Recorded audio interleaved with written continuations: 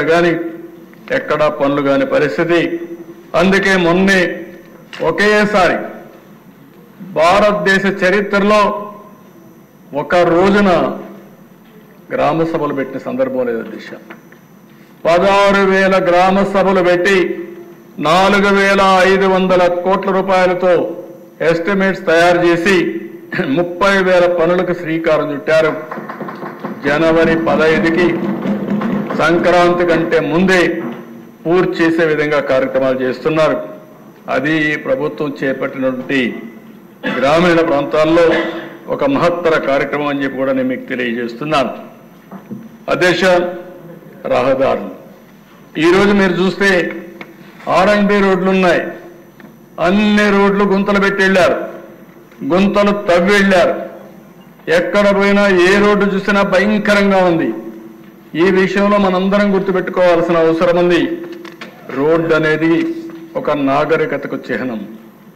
Road ఉంటే రవాణా, మెరుగైన రవాణా ఉంటుంది. రెండోది, గ్రామాల్లో మనం రైతు పండించే పంట కూడా మార్కెట్కి తీసుకుపోయే అవకాశం ఉంటుంది. ఇంకో పక్క మన ఆరోగ్యం కూడా ఈ గుంతల రోడ్లు చూస్తూ ఉంటే చాలా అనారోగ్య సమస్యలు, 1-2 కాదు, అన్ని సమస్యలు. అందుకే గ్రామాల్లో ఉండాలంటే ప్రజలకు కూడా విరక్తి కలిగే పరిస్థితి వస్తూ ఉంది.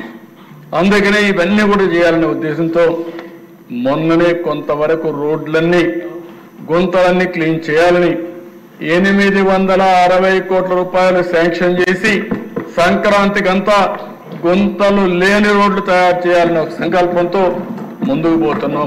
పాత్ హోల్స్ ఫ్రీ రోడ్స్ తయారు చేస్తాం. అయితే అధ్యక్ష, ఇక్కడ మళ్ళీ ఒకసారి చెప్తున్నా, దీంతోనే సమస్య పరిష్కారం కాదు.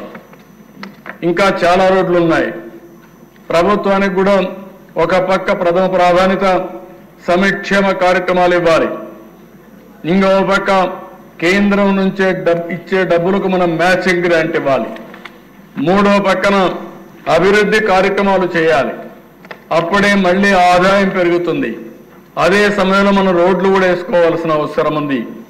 అందుకే నిన్న మీరు చెప్పినప్పుడు కూడా చూస్తే అధ్యక్ష, దగ్గర 10 లక్షల ఎకరాలు లిఫ్ట్ ఇరిగేషన్ ప్రాజెక్టుల ద్వారా నీరు అందిస్తున్నాం. దుర్మార్గం మీరు ఒకసారి చూస్తే, నేను ఎప్పుడు ముఖ్యమంత్రి అయినా లిఫ్ట్ ఇరిగేషన్ అన్నిటికీ డబ్బులు ఖర్చు పెట్టి రిపేర్ చేయడం, మళ్ళా కొత్తగా ఒకరు వస్తే అన్నీ కూడా అక్కడనే మోటార్లు కూడా అమ్ముకొని వెళ్ళిపోవడం.